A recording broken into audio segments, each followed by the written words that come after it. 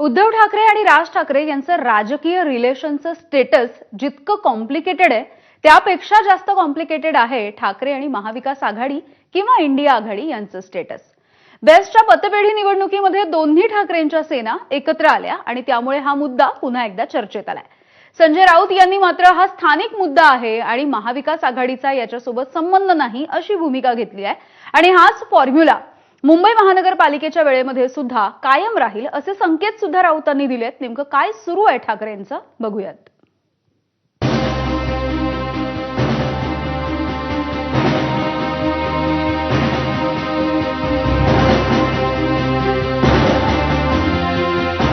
आधी दिल्ली दौऱ्यात स्वतः उद्धव ठाकरे बोलले।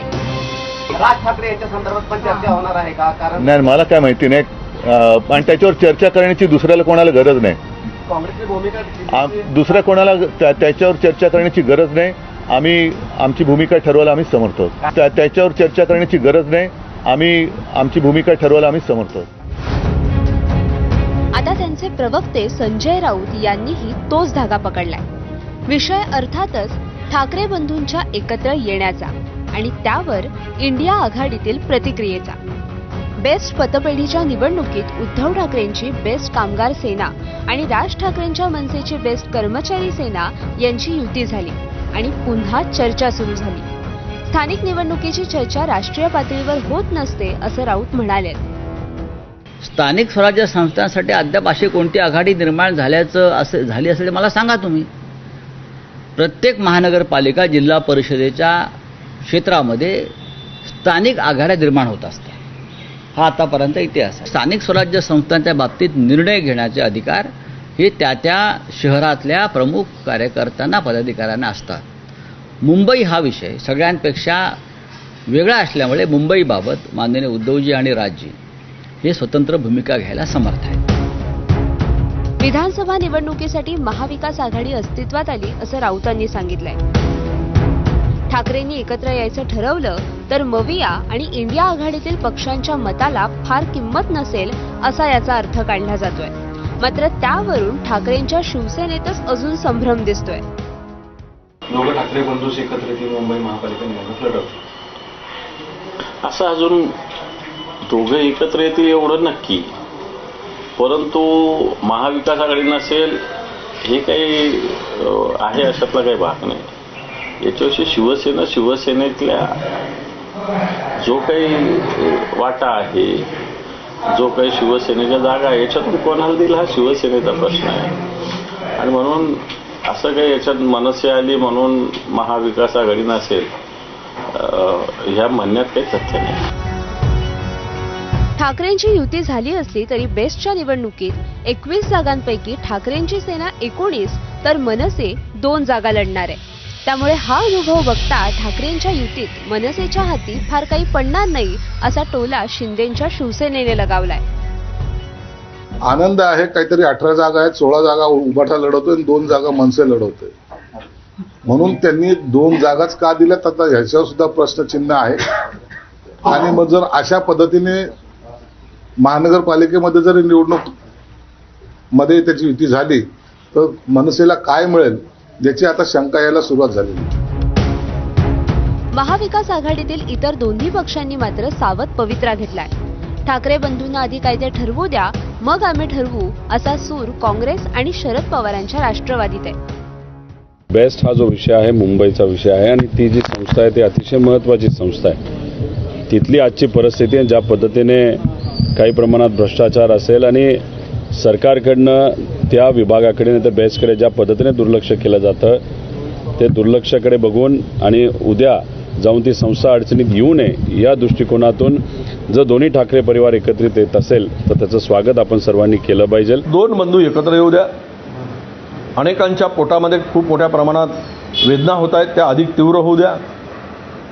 त्या वेदना इतक्या भयंकर असल्या पाहिजेत की त्या झोपले नाही पाहिजेत। त्या 2 भाऊ एकत्र आल्यानंतर अनेकांची झोप उडाली आहे, ते आले तर आम्हाला आनंद आहे। राहिला विषय काँग्रेसचा, त्यावेळेस योग्य तो निर्णय आम्ही घेऊ, पहिले ते 2 भाऊ एकत्र येऊ दे।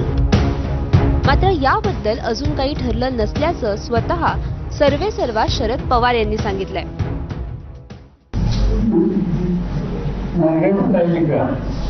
जिल्हा परिषद आणि महापालिका यांच्या निवडणुकीची आम्ही लोकांना बसून अद्याप चर्चा केलेली नाही आणि त्यावर एका पक्षाने ते मोठे मानले असतील तर त्यासंबंधी आज आम्ही वार्ता करू शकत आम्ही बसून चर्चा करून एक वर्षाचा करता येईल का हे प्रयत्न करणार.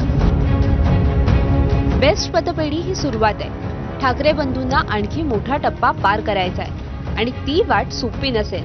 मुंबई पालिकेच्या किंवा ठाणे नाशिकच्या निवडणुका जाहीर झाल्यावर जागा वाटपात खरा कस लागणार आहे. तसंच महाविकास आघाडीतील इतर पक्षांसोबत स्ट्रॅटेजिक अलायन्स, मैत्रीपूर्ण लढतींच्या रणनीतीवर अनेक समीकरणं अवलंबून असतील. ब्युरो रिपोर्ट, एबीपी माझा. वरळीचा कोळीवाडा हा काल राजकारणाचा अड्डा बनल्याचं दिसलंय. आदित्य ठाकरे यांच्या मतदारसंघामध्ये एकनाथ शिंदे यांची एंट्री झाली आणि वादाचा नवा अंक बघायला मिळाला. शिंदे हे वरळी कोळीवाड्यामधून बाहेर पडत होते आणि त्याच वेळेला आदित्य ठाकरे यांची एंट्री झाली. मग काय, कट्टर विरोधक हे आमने सामने आले आणि वादाची ठिणगी पडली. यामधूनच ठाकरेंच्या शिवसेनेच्या युवा सेना कार्यकारिणी सदस्य सिद्धेश शिंदे यांच्या विरोधामध्ये तक्रार दाखल करण्यात आली आहे. नेमकं काय घडलंय काल बघूयात. वरळी कोळीवाड्यातली चिंचोळी गल्ली, एकनाथ शिंदे आदित्य ठाकरे आमने सामने आणि हाय व्होल्टेज ड्रामा. निमित्त होतं नारळी पौर्णिमेचं, पण शिंदे ठाकरे आमने सामने आले आणि वादाचा नारळ फुटला. नारळी पौर्णिमेला दरवर्षी आदित्य ठाकरे वरळी कोळीवाड्याला भेट देतात. कोळी बांधवांसोबत हा सण उत्साहात साजरा करतात. यंदाही आदित्य ठाकरेंचा आपल्या मतदारसंघातला हा दौरा पूर्वनियोजित होता. पण आदित्य ठाकरे पोहोचण्यापूर्वी तिथे उपमुख्यमंत्री एकनाथ शिंदे पोहोचले. वरळीकरांशी संवाद साधून एकनाथ शिंदे निघतात, तोच तिथे आदित्य ठाकरे पोहोचले आणि पुढे सगळं असं घडलं.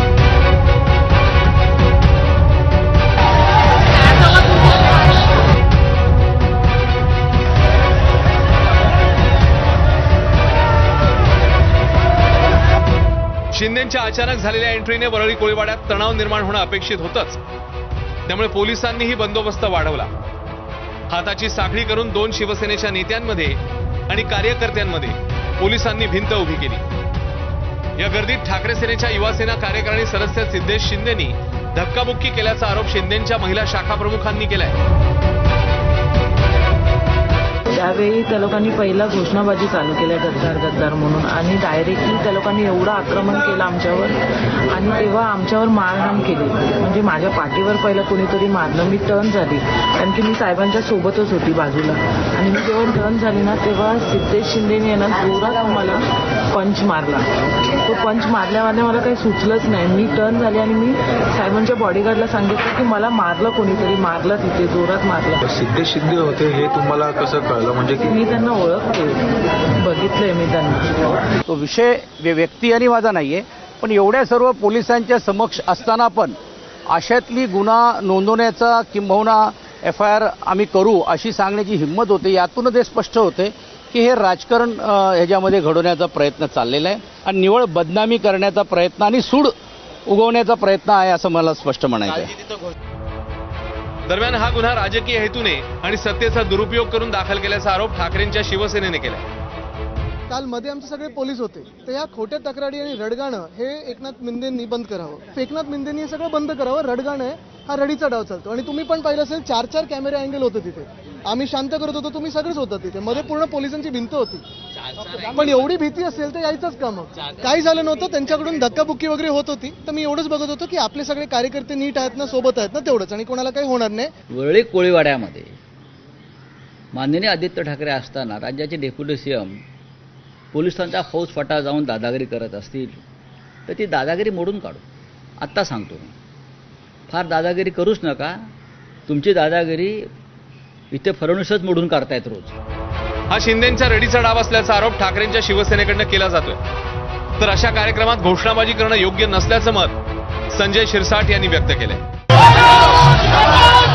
अशा कार्यक्रमामध्ये घोषणाबाजी करणे किंवा एकमेकाच्या विरोधामध्ये पाहणे वगैरे ह्या गोष्टीला महत्त्व देऊ नये. जेव्हा एखाद्या सार्वजनिक कार्यक्रमामध्ये आपण जातो त्या टायमाला प्रत्येकाशी हसून खेळून बोललं पाहिजे. राजकीय मतभेद तुमचे असू द्या, परंतु सार्वजनिक याच्यामध्ये कार्यक्रमामध्ये कार्यकर्त्यामध्ये मतभेद तयार करून एकमेकाबद्दल लढाईसाठी जे काही तुम्ही प्रवृत्त करतात मला वाटतं हे चुकीचं आहे. पालिकेच्या निवडणुका तोंडावर आहेत, त्यामुळे वरळी कोळीवाड्यात पडलेली वादाची ठिणगी म्हणजे भविष्यातला राजकीय वणवा असू शकतो. ब्युरो रिपोर्ट, ABP माझा.